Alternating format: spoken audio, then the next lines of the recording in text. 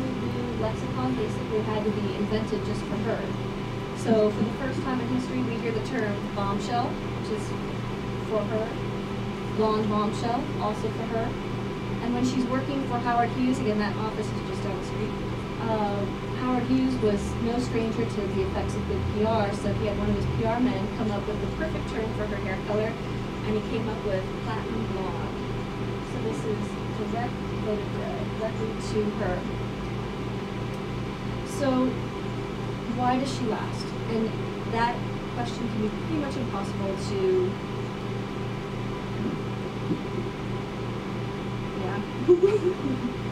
that question can be pretty much impossible to answer. And I think at least part of the problem, or part of the answer lies in her off-screen personality.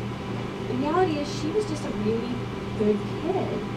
She liked her friends, was good to animals, loved the crew and they loved her back, and she was sincere and she was likable. And you just can't fake that on screen. So no matter how vampy she is on screen, you like her. It comes through. There's a warmth and a vulnerability that comes through. So no matter how high glamour she is, you kind of root for her. You root for Kitty in Dinner at 8, even though she's young and raw and spirited. So, and there's also a naturalness to her appearance on screen as well. When you watch a lot of old movies like I do, you'll notice that some of the acting is kind of stilted, and it can be almost hard to watch. But with Jean, everything is really fresh, natural, and she's just a lot of fun to watch.